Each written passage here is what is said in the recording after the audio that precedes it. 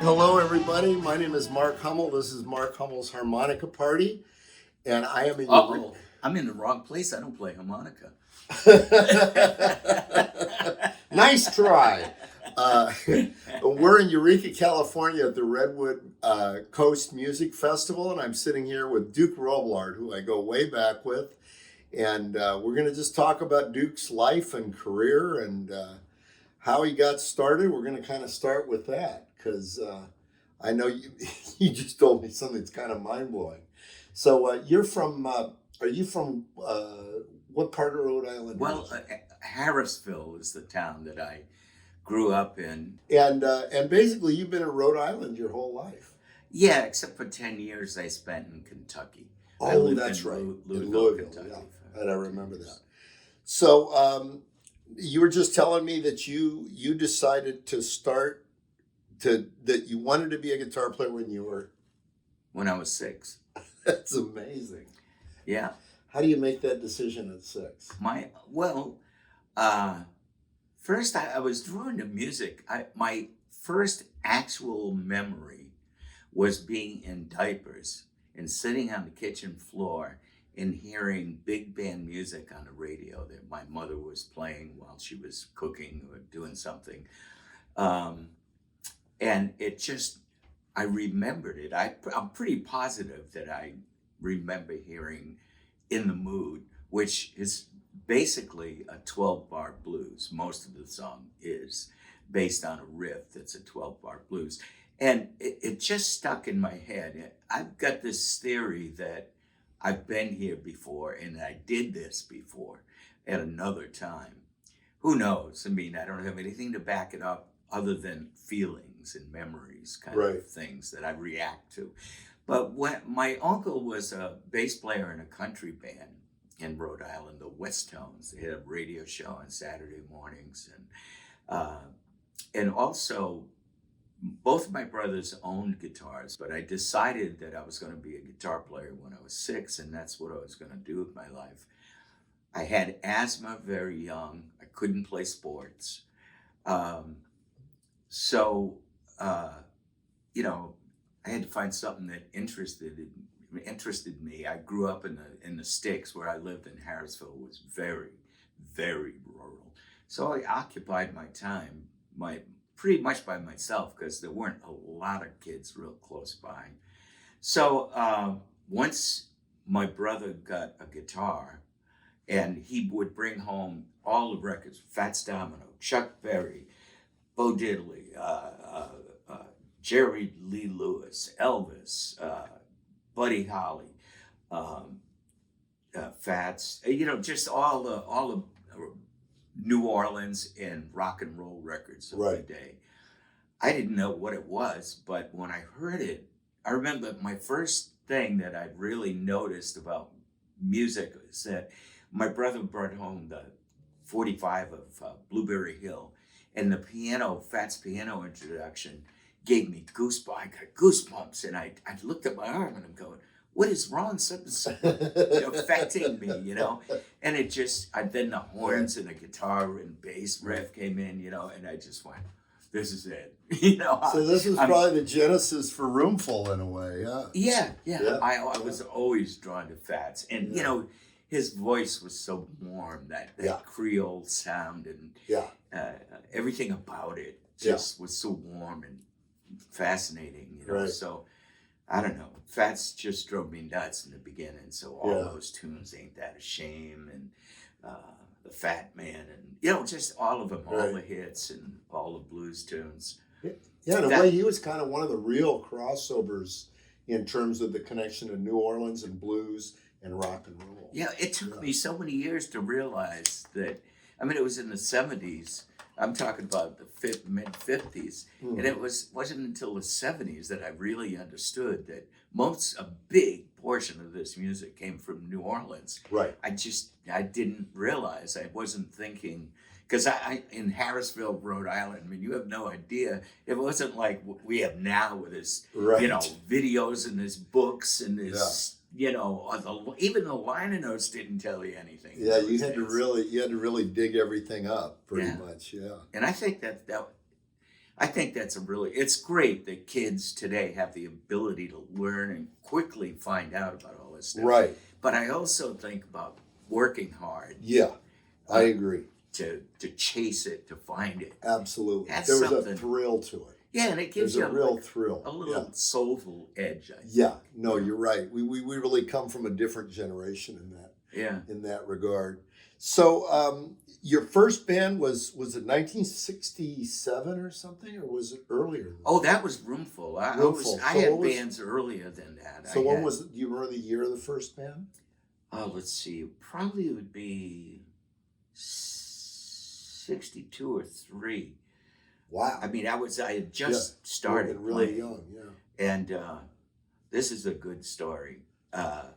My driveway was like a quarter of a mile long almost. I mean, it was like ridiculous. I lived in the woods, and it was a dirt road down to my house. Right. Well, I had these weird ideas when I was a kid.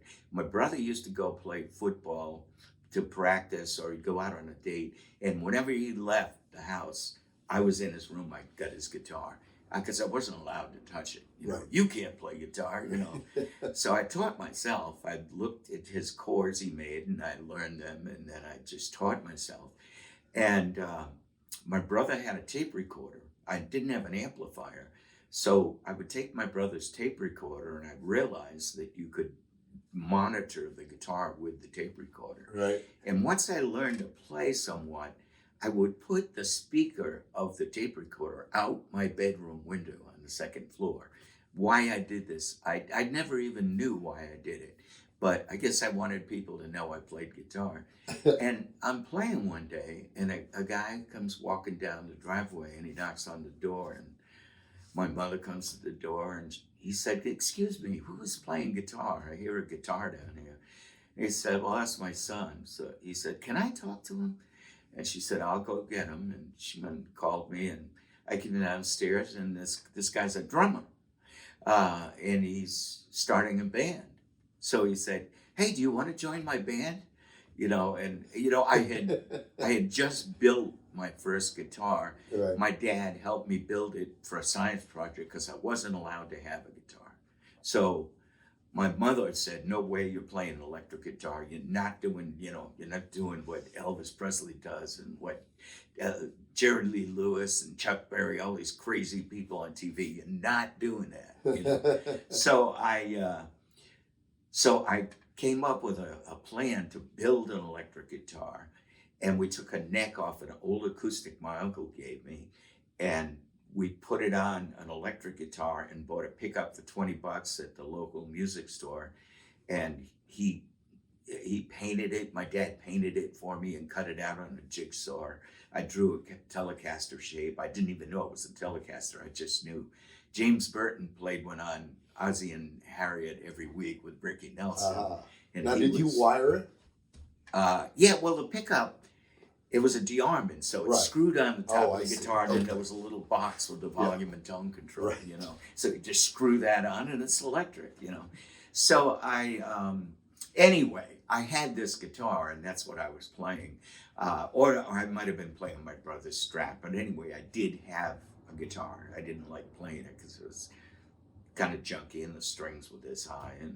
But anyway, the drummer said, "You want to join a band?" And I said, "Of course," So basically, this was a week after my father helped me build the guitar. He mostly built it.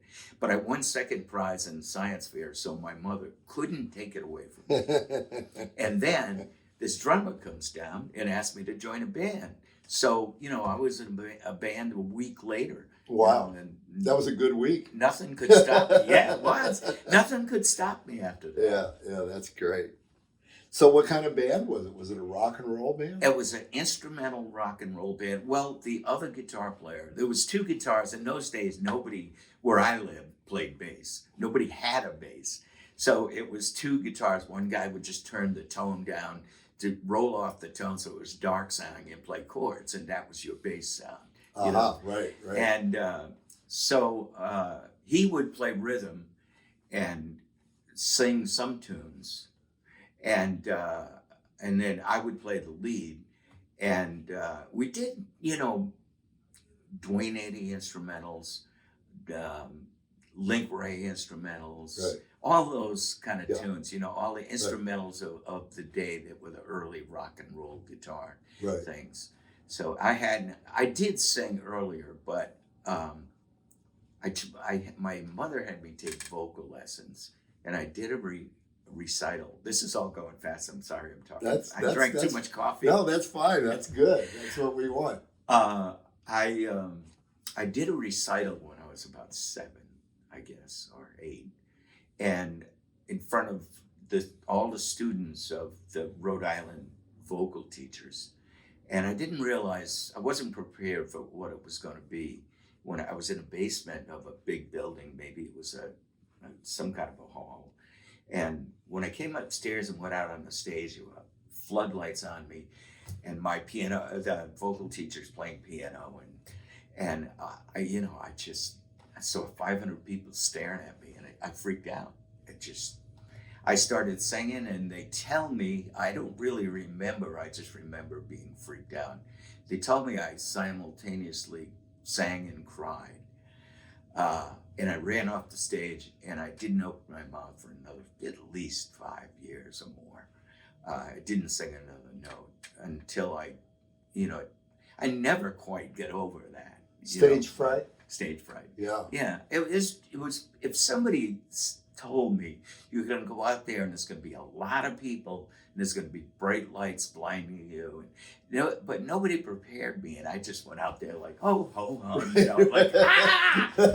all these people are staring at me. There's like 500 families of every vocal student in Rhode Island, so. I remember not sleeping the night before when I played at my school one time. Yeah. I was so nervous. Yeah, I can understand it.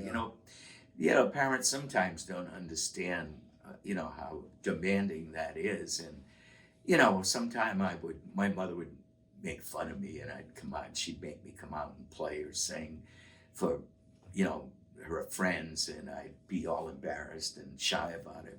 But that was nothing compared to 500 people looking at me. Right. Well, you're really vulnerable. I think that's part of what it is. Yeah, I know. It's kind of like going out on stage naked or something. Yeah, it's exactly what it is. Yeah. A lot of people don't get that. So I didn't sing then. So my band was instrumental, and it was years later, till I was in high school, that I sang it all. And even then, I didn't sing a lot. So your first band, you were about 13? Yeah, 12 or 13, something like that. Okay. Yeah. Yeah. And when did you kind of get into blues? In high school. Well, I got the first blues song I ever heard was The Flip Side of Maybelline, Chuck Berry. Right. In the wee wee hours. Right. I don't know why, but kids, you think the up tempo Maybelline, that would be the stuff I'd love. But when I heard In the Wee Wee Hours, it just put me under a spell. Mm-hmm. And it's so beautiful, that song, and Chuck sings so great on that, and it just, that slow groove just mesmerized me. I didn't know what it was. It was another one of those goosebumps moments. Right. I almost get goosebumps. I am getting goosebumps. Look, you're just getting thinking goosebumps. about it. So that was my first experience with blues, and then it became the mid 1964, 65, and the bands like the Animals and the Stones started recording all these blues songs, and I went, oh, that kind of sounds like that Chuck Berry tune, or this and that. And so I started realizing the music was related. Yeah. And like most kids do, like noticing the names of who wrote the song. Right. Willie That's Dixon, how I got into it the too. Kid Lee Morganfield, Willie Dixon, And in a way, you got into it kind of backwards, because I know I got into it through the rock guys doing blues songs, and that's how I found out about the old guys. But you kind of found out about Chuck first. Yeah, Chuck, but only Chuck. I mean, the other guys I didn't recognize as blues. Right. But Chuck had that deep feeling instrumental, and then he had In the Wee Wee Hours. So I knew they were something different, but I didn't know what. Yeah. And then when I moved from Harrisville to Westerly, Rhode Island, immediately the word got out that I played guitar, And some of the guys in high school kind of clamped onto me, and I was a really shy kid. So they like, took me and wanted to find out what I was about and what I could do. And then they learned I could play Chuck Berry stuff. And they said, have you ever heard Muddy Waters? You ever hear Howlin' Wolf? You ever hear Little Walter? Ever hear Sonny Boy Williamson? Ever hear Memphis Slim? So I went, oh, no. And so they just took me to their houses and just sat me in their bedrooms and played me all of those records. That's great. And then they said, you know what? Down the street in Newport, Rhode Island, they're all playing at the Newport Folk Festival. Wow. So that's a hell of a news break, man. That was quite an introduction. In those days, they would do, they'd have workshops. Right. In a sense, they were the best part because they would set up literally in the dirt. Mm-hmm. I have a memory, and I believe it's real. I don't know if I imagined it, but I remember seeing Muddy set up in the dirt, the piano in the dirt, and leaning over Otis Mann's piano and like watching his fingers. I mean, you could get that close. There was no security and things in those days. Right. You could walk up to anybody and talk to them, and they'd gladly talk to you, And so would Muddy be talking, while they were doing the workshops? He didn't talk a lot. He might have told you what song he was doing or something. Right. And I really didn't meet him for years because I was afraid of him. I was like I said, I was really shy. So all those guys, I looked at them as they were such idols of mine that I didn't gods, know how, basically. Yeah, I didn't know how friendly they were. Right. Till later on, till I was in Roomful, really, Mm-hmm. and I started meeting them. Yeah. And they'd have me sit in. Muddy had me sit in. And Dick Waterman talked Muddy into letting me sit in. I'm going, oh, no, I don't think so, And Hollywood Fats was his guitar player. Oh, wow. Okay, I know time. right when that was. Yeah, it was he was the only guitar player. And so he said to Dick Waterman, you sure this white boy should be up on stage with me, And I was going, oh shit, He was saying that about you? Yeah. Oh, okay. Yeah, because he hadn't heard me, didn't know who I was. But he had Fats, though. Yeah, but Dick thought that it would be good for me to sit in with Muddy with Fats. Right. And I'd heard about Fats, but I hadn't heard him yet. So I heard him with Muddy, and then he got me up. And then Fats and I would just immediately like this. Gelled, It just fell together. That must have been without awesome. Speaking a word. Right, really, right. You guys knew the language. Just like the other day when we were playing with Joe, Right. That was just like It Billy just and I didn't say a thing. it's like stepping into the right size shoe. Right. So, I sat in with Muddy and, he even had me sing a song. Wow. I remember, because I had done 12-Year-Old Boy. Oh, okay. Wow. And Fuzz got a big kick out of that because I did that tune. And we get off stage, Muddy was just overjoyed. Yeah. And Muddy called me backstage and he said, Duke, I don't know who you are, but if I had you and Fats in my band, I could rule the world. Yeah, that's good. I'm like this, that's shaking, awesome, Yeah, I don't think Fats lasted that long. No, he didn't. I want to say he lasted maybe a year at the most. Yeah, I don't know how long he was there, but it was the only time I saw him with Fats.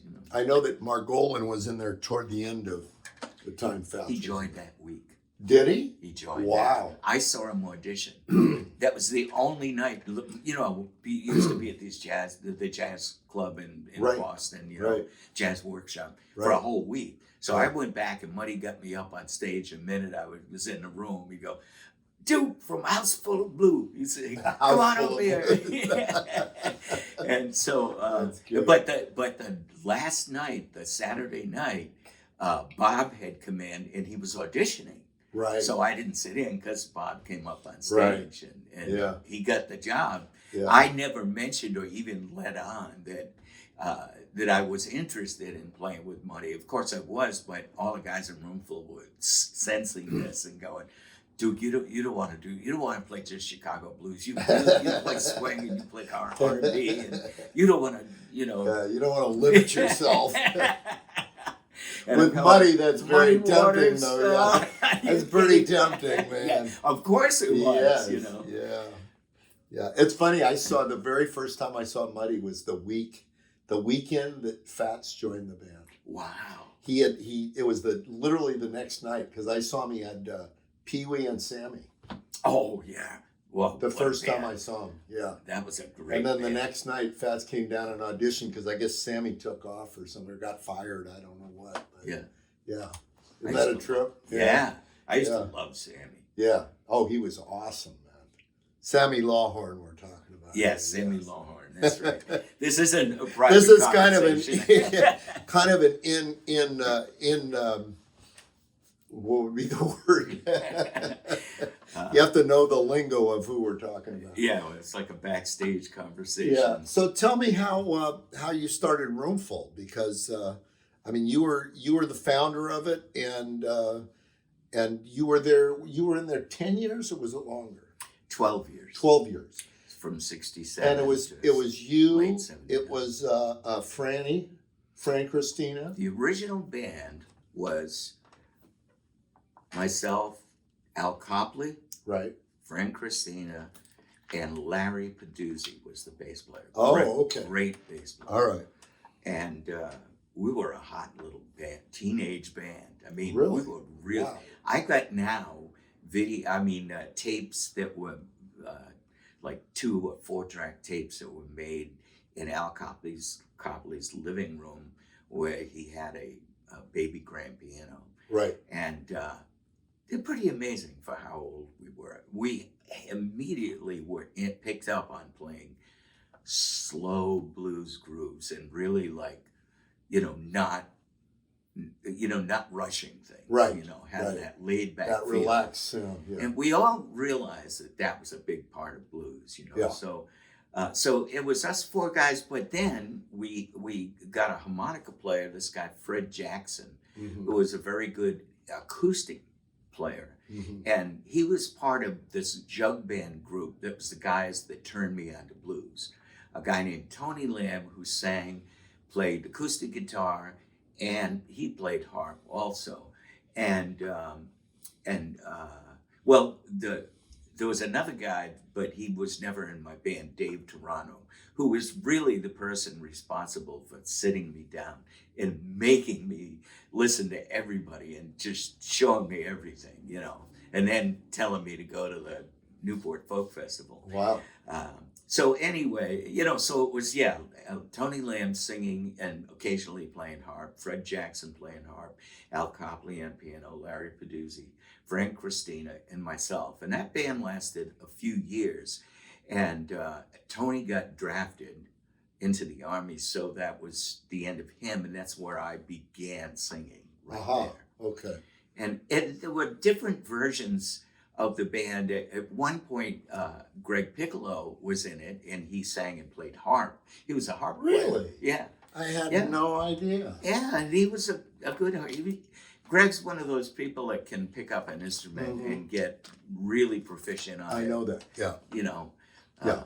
Which he used to play flute when he was a kid, and he played tenor and alto sax, right. and harp, organ, and I knew he learned guitar. And guitar too. Not that long ago, and really got good on it. Yeah, well, he was playing guitar early on. Okay. Yeah, but not in bands so much. Right. Right. But So anyway, he played with us for a little while. So we had different variations after Tony Lamb went. Was it called Roomful of Blues? Yeah. Oh, okay. Yeah. Yeah, right. The earliest band was called Roomful. Yeah. And then I discovered 78s and junk shops and stuff. And then I started finding out that some of the record stores in the ghetto in Boston and would have 78s in their basement. Mm. So I started learning about Amos Milburn, and I had learned about Joe Turner early because he had albums. Yeah, the but Southwest guys. Yeah. A lot of these guys just were on 78s. Right. Now they're on, compilation albums.